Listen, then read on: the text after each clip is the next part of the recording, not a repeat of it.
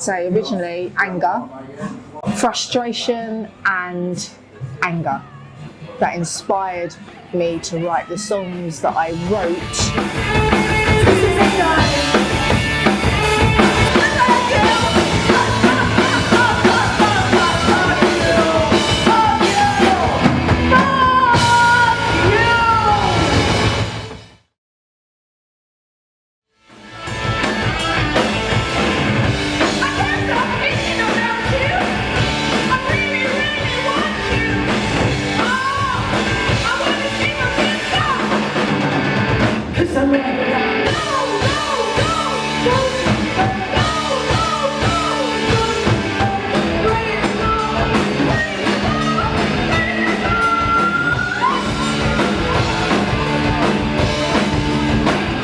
Well, you already know me, John. I'm Helen. I'm singing in a band. We met at a pub, didn't we, a few months ago. So I like to go out socially drinking. I've got 2 children. I've got 4 grandchildren. And yeah, that's about me.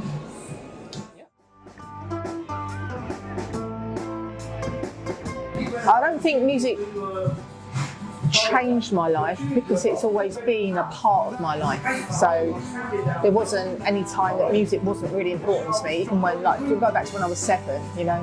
My dad was, at the time, a lorry driver, and he woke me up one night and said, come downstairs. And I went downstairs and I walked into the room with my mum, and there was this other guy there.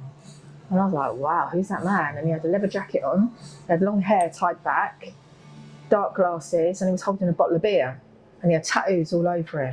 And I was like, wow, who's that? It turns out his name was Eddie, and I was just looking at him, and he said, oh, hello, I'm Eddie. And I went, hello. And he said, I said, what are you drinking? He said, beer. Do you want to try some? And I looked at my dad, and now normally my dad would, you know, and my dad went, go on then, taste it. And I was like, oh my God, I was so excited. And he let me taste his beer, and I hated it, but I went, it's lovely, but I hated it. He said, yeah, he said, yeah, this is Eddie, he's my, he said, he's a drummer in a band. And that was it.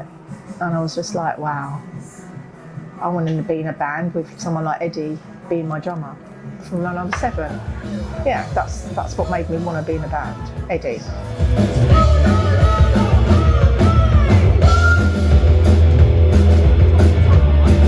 Reading a magazine, and there was this article about elephants. I think it was an American circus of some sort, and they were saying that their elephant Queenie had just had a baby called Peanut, and they called the baby Peanut. And I thought, Queenie the Peanuts, Queenie the Peanuts, that's a great band name.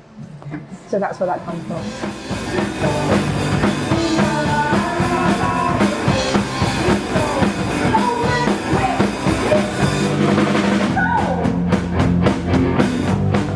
To how I found my band, I had Mark, who's the guy that's doing, Mark Geraghty. So he was playing bass guitar, and I had a drummer, Kev, my drummer, but we didn't have a guitarist. This band come on, and the guitarist literally stood there, and he literally strummed his guitar. And I just heard the tone of it, and I turned to my friend Chris and I said, I'm gonna love this band. And he went, how do you know? I said, I'm gonna absolutely love them. So they played, and I did. I was just fixated with his guitar playing. And then when he came off stage, I kept going to him, you're really good, like making myself look an absolute idiot, going, oh, I love your guitaring, across the tables. And he kept going to me like that, and I just kept turning around going, oh my God, you were so good, like being an absolute idiot, because I was like in awe of the sound of his guitar. And so we got chatting, and then I said to him, look, is there any chance he'd be interested in playing guitar in my band? I didn't think he'd say yes 1 single second, but he went, okay, I'll come down. And so that's how I got my guitarist. And he's the only original one from Sirens. So me and Clive moved on. And Clive he's so patient with me.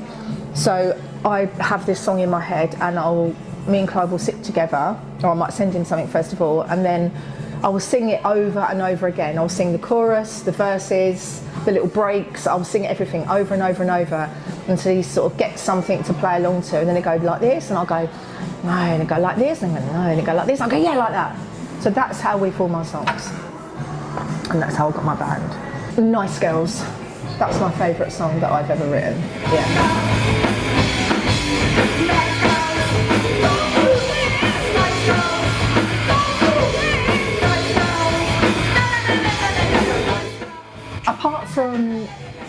it being a really strong and powerful song, I feel it's got almost like a Motorhead riff to it. It's about a tiny little bit about me, and not all completely about me, but it's just about being a strong woman. And because all women are supposed to be nice, aren't they? They're supposed to be nice women, but we're not always nice. We're bad bitches a lot of the time. And this song is about a woman who doesn't really give a shit about what people think of her. She's going to do what she wants to do. She's going to drink, she's going to smoke, she's going to just have a rock and roll lifestyle if she wants one.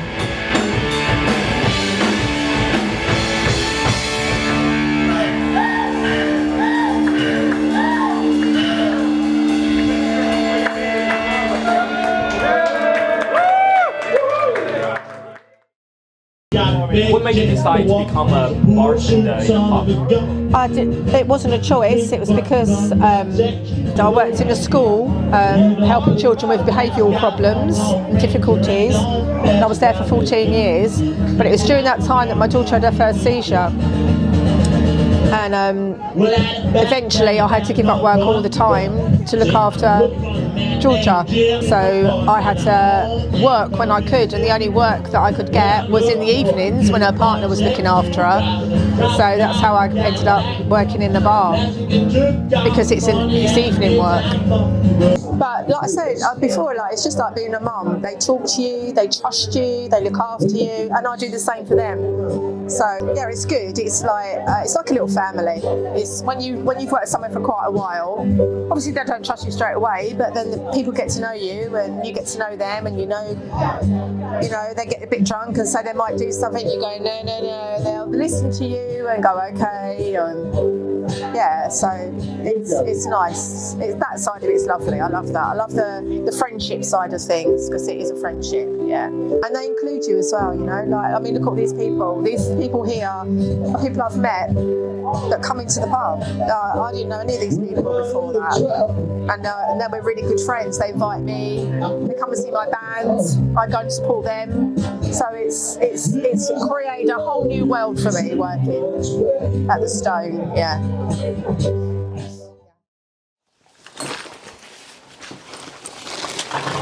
Shall we go? Yes, let's go.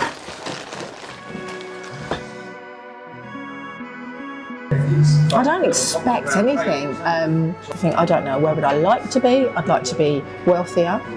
I'd like to be in a stable relationship. I'd like to see my children happy.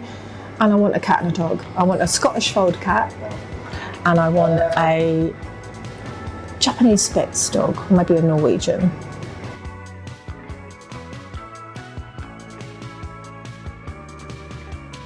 I've never been married. I wasn't married to I've never ever wanted to be married. When I said to you earlier about I preferred hanging around with guys, and the girls in when they were 7 saying, "Oh, I'm going to marry a prince and I want to get married," I was thinking, I never want to get married.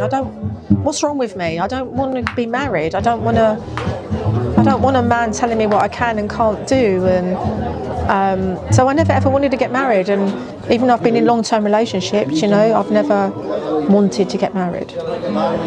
But yeah, I would like to find the right person and get married once in my life. So yeah, maybe, who knows. Okay, let me tell you. So, in my experience from when I was a little child, love hurts. You can get hurt. If you love someone, you can get hurt. And I find it very difficult to deal with that feeling of being hurt in love. So I don't really like listening to love songs, because it makes me feel an emotion I don't really like feeling. I find it easier to deal with and confront anger, and harder to feel love, because it's the fear of being hurt. Whereas anger, like I say, I grew up with my dad was angry, and lots of, we got hit. got shouted at, and so all that's natural. It wasn't a massive loving family, you know. So it's what I know. It's just what I know. I don't know love. I didn't, you know, I wasn't loved as a child massively. So I don't really know how to deal with love, and I know that it hurts. Times I've felt love in relationships, and then I've been hurt. I fall to pieces. I can't deal with it, so I just cut off and turn it into anger. I turn it all into anger. So it's easy for me to write angry songs rather than, because it's what I've experienced more through my life. I've experienced more anger and hurt through my life than love. So that's why. Perfect.